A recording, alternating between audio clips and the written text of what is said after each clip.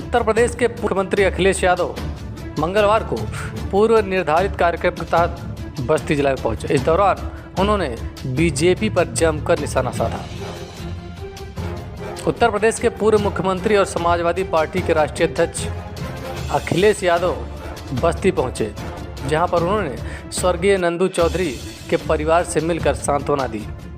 पत्रकारों से बातचीत के दौरान अखिलेश यादव ने बस्ती की जनता का आभार जताते हुए कहा कि पूरे जनपद वासियों ने अच्छा मतदान करते हुए समाजवादी पार्टी के पक्ष में अच्छा परिणाम दिया।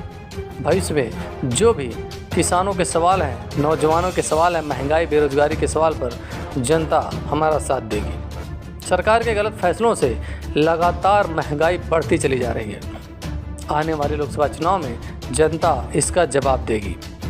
वहीं प्रदेश में चल रहे बुलडोजर के सवाल पर पूर्व मुख्यमंत्री अखिलेश यादव ने कहा कि यह जो संस्कृति है कि हम कानून नहीं मानेंगे, नियम नहीं मानेंगे, हम संविधान भी नहीं मानेंगे, हमारे समाज और देश को कहां ले जाएगा। प्रयागराज की घटना पर अखिलेश यादव ने कहा कि ये जो घटना है, अगर उस परिवार के लोग बिजली का बिल देते थे, हाउस टैक्स देते थे, पानी का बिल देते थे, तो आखिरकार वह गैर कानूनी कैसे? और अगर किसी ने डेवलपमेंट अथॉरिटी के तहत घर बना लिया है तो सरकार की योजना कंपाउंडिंग की है। सरकार उसे पैसा ले और नक्शा सही करे। सरकार ने कंपाउंडिंग नियम इसीलिए बनाया है कि लोग उसका पैसा देकर अपना नक्शा सही करा सकें। ये भारतीय जनता पार्टी के लोग जाति धर्म देखकर कार्रवाई कर रहे हैं। देखिए बस्ती से कलाम की रिपोर्ट। तो उसका पैसा दे करके अपना नक्शा ठीक करा लें। ये भारतीय जनता पार्टी दल देख करके, धर्म देख करके और जाति देख करके काम कर रही है। नेशनल हेराल्ड में राहुल गांधी से लगातार पूछ रहे हैं, क्या माना जाए सत्ता के उसमें सरकारी मशीनरी का दुरुपयोग किया जा रहा है? जितने भी हम राजनीति करने वाले लोग हैं, इनको परीक्षा देनी पड़ती है। जैसे 10वीं की परीक्षा है, 12वीं की परीक्षा है, ईडी भी एक परीक्षा है।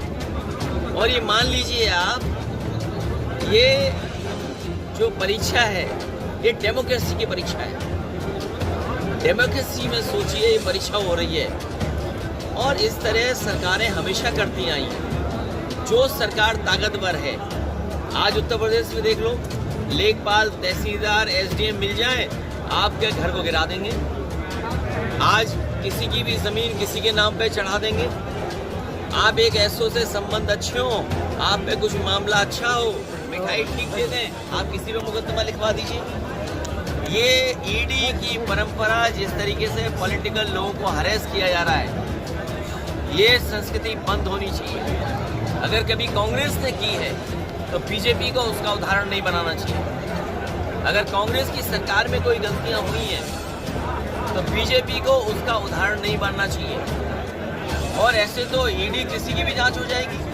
बीजेपी बताती है सर नैतिकता की पार्टी है, नैतिकता वाली पार्टी है सर, बीजेपी बताती है।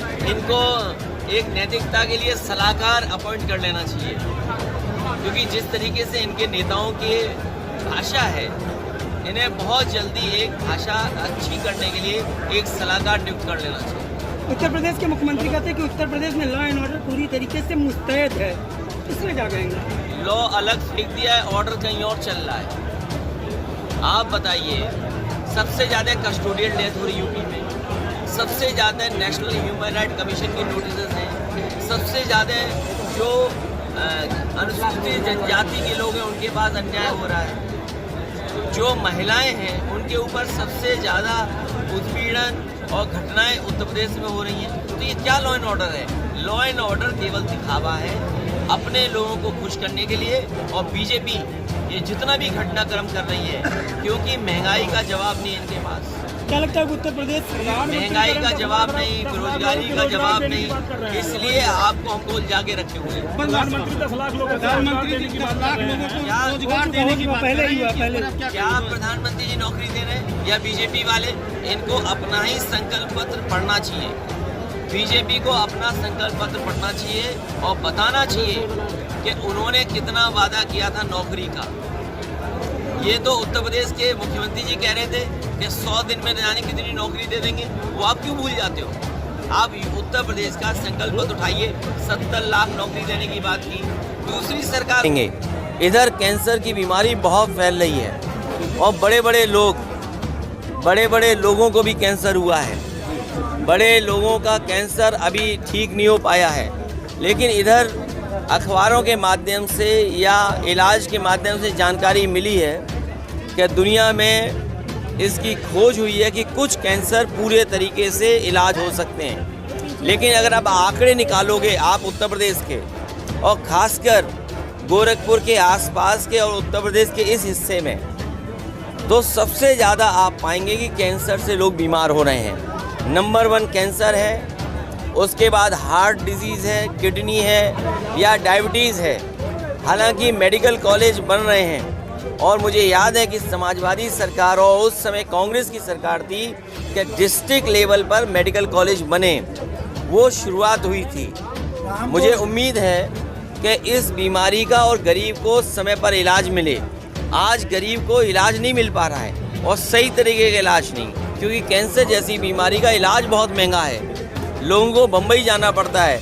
समाजवादी सरकार में लखनऊ में कैंसर इंस्टीट्यूट बना था और वो इसलिए बना था कि आपके उत्तर प्रदेश के लोगों को बाहर इलाज के लिए न जाना पड़े, इलाज उनका यहीं पर हो जाए। लगातार यूपी के घटनाक्रम की बात की जाए, क्या लगता है कि बुलडोजर वाला कानून है या कानून पर बुलडोजर? देखिए, ये बुलडोजर कोई कानून का हिस्सा नहीं है।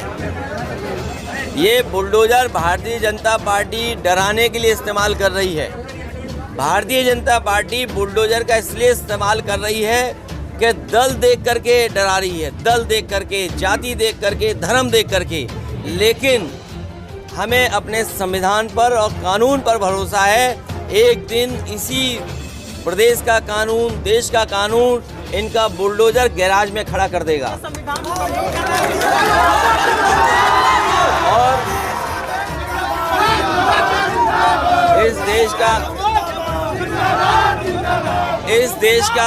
इस देश का संविधान और कानून हम सब मानने वाले लोग हैं। हमें जो संविधान रास्ता दिखाएगा हम उस रास्ते पर चलेंगे। और मैं एक बात बड़ी जिम्मेदारी से कह सकता हूँ कि सच्चा हिंदू कभी भी किसी धर्म को अपमानित नहीं कर सकता। एक सच्चा हिंदू कभी भी किसी धर्म को अपमानित नहीं कर सकता है। न हमारा संविधान इस बात की इजाज़त देता है, न हमारा कानून इस बात की इजाज़त देने वाला ही नहीं है। और लग ये रहा है कि कोई ऐसा है ही नहीं संस्था जहाँ गिनी जा सके। अखिलेश जी एक सांसद है बस्ती के और राष्ट्रीय मंत्री हैं, वो कहते हैं कि अखिलेश को उन्होंने बेरोजगार कर दिया है, बीजेपी ने बेरोजगार कर दिया है। राजनीति में बोलते हैं कि आपको पाकिस्तान जाना चाहिए। लगातार बोल रहे हैं, आज आप उन पे देखिए जो मैं इसीलिए कह रहा हूँ, बीजेपी जो है हमारा आपका ध्यान हटाना चाहती है। हमारा आपका इस बार बच गए चुनाव में, ये बच गए इस बार उत्तर प्रदेश में। अगर इन्होंने बेईमानी न की होती तो आज सत्ता में नहीं बैठे होते ये लोग।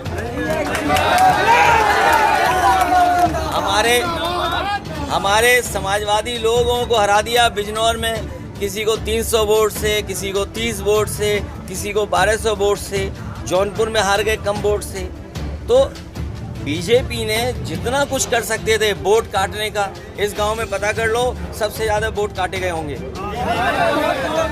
इन्होंने वोट बनवाए, इनका वोट बन गया। जब ये वोट डालने गए तो प्रिसाइडिंग ऑफिसर की सूची में नाम ही नहीं था इनका। तो इन्होंने रणनीति के तहत हमारे नाम भी काटे और वोट भी नहीं डालने दिया। राहुल गांधी भी क्या कहेंगे उनसे पूछताछ हो रही है? देखिए, कांग्रेस पार्टी के नेता के बारे में कुछ नहीं कह सकता हूँ, लेकिन डेमोक्रेसी में ये परीक्षा है, ये लगातार परीक्षा होती रहती हैं। जो सरकार होती है वो इन एजेंसियों का इस्तेमाल गलत करती है, चाहे वो सीबीआई देख लीजिए आप, और चाहे ईडी की संस्था है।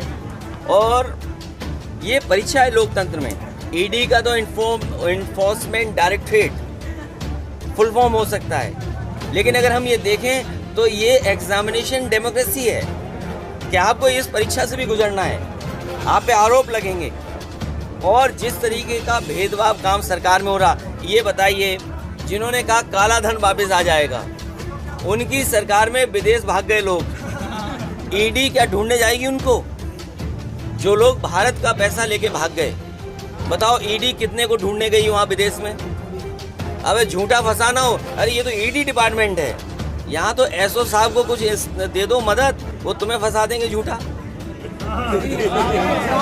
ईडी तो बहुत बड़ी बात है, ईडी तो बहुत बड़ी बात है। ईडी, ये मैंने ये कहा कि ये परीक्षा है और भेदभाव का काम हो रहा है, भेदभाव का काम हो रहा है।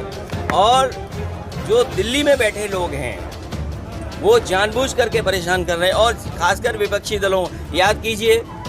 और हम तो बीजेपी को यही सलाह देंगे कि ऐसे प्रवक्ता, ऐसे नेता, भारतीय जनता पार्टी आजीवन उन्हें पार्टी से बाहर निकाल दे और संकल्प ले कि उनके खिलाफ कानूनी कार्रवाई होगी और उन्हें जेल के अंदर भेजेंगे। कश्मीर के पैटर्न पे पत्थरबाजी हुई है, उन पे देखिए, ये पुलिस पत्थरबाजी करती है, इस गलती में मत रहिए आप। अगर किसी ने की है तो सीसीटीवी है, कार्रवाई होगी। लेकिन कई बार हमने देखा है कि पुलिस ही आगे आती है और पुलिस पहले पत्थरबाजी करती है, जिससे आंदोलन खराब हो जाए। समाजवादी पार्टी या बहुत सारे लोग शांतिपूर्ण तरीके से प्रदर्शन धरना करते हैं, ये हमारा संविधान इस बात का अधिकार देता है। देखिए, दर्द किसी को नहीं हो रहा, न दर्द किसी को है। दर्द उनको इसलिए है कि इस प्रदेश में उनको स्टूल के बाद जाने कौन सा विभाग दे दिया गया। और बीजेपी ये न भूले कि उन्होंने अपने 22 मंत्रियों को हटाया है। जो 22 मंत्री हैं उनको कितना दर्द है इसकी आप कल्पना नहीं कर सकते। इसलिए बहस से हटिए मत। आज महंगाई है, बेरोजगारी है, आज बिजली का बिल कितना देना पड़ रहा है। पहले तो बिजली आ नहीं रही, और अगर आ रही तो बिल कितना देना पड़ रहा है। डीजल, पेट्रोल आप पता करिए, अगर डीजल कितना खर्च करना पड़ रहा है, चाहे अस्पताल में पता कर लीजिए, चाहे नर्सिंग होम में पता कर लीजिए। और जो पढ़ाई करने के बाद नौजवान पढ़ लिख करके आ रहा है, उसे नौकरी रोजगार नहीं। आप कह रहे हैं 10 लाख नौकरी देंगे। ये बताइए, 20 करोड़ बेरोजगार कर दिए जिन्होंने पिछले 2014 से लेकर के अभी तक। 20 करोड़ से ज़्यादा लोगों के हाथ में काम, नौकरी, रोजगार नहीं है। तो आपने पहले तो बेरोजगार बना दिया। LIC आप बेच रहे हो, एयरपोर्ट आप बेच रहे हो, सरकारी कंपनियां आप बेच रहे हो। जब सरकारी सब बिक जाएगी तो तुम आउटसोर्स पे कर दोगे। मुझे तो ये पता है कि अस्पताल भी आउटसोर्स पे चल रहा है। तो जब सरकारी चीज़ें आप बेच दोगे जहाँ से सरकार की आमदनी होती थी, तो आउटसोर्स पे तो कर ही दोगे आप। सर, हायर एजुकेशन के लिए ओबीसी को छात्रवृत्ति नहीं दी जाती। मामला चल रहा है, इसमें कितने मामले आपने सदन में उठाए हैं? सदन में लगातार ये सोचना चाहिए कि सरकार सदन चलाने से क्यों भाग रही है। सदन सरकार इसलिए नहीं चला रही है क्योंकि विपक्ष के लोग जनता के सवाल पूछेंगे और सवाल का जवाब सरकार के पास नहीं है, इसलिए सरकार सदन नहीं चला रही। सर, ओबीसी हायर एजुकेशन के लिए ओबीसी छात्रों आगे ऐसी ही खबरों को देखने के लिए हमारे साथ जुड़े रहिए और हमारे चैनल को सब्सक्राइब करना, वीडियो को लाइक करना ना। धन्यवाद।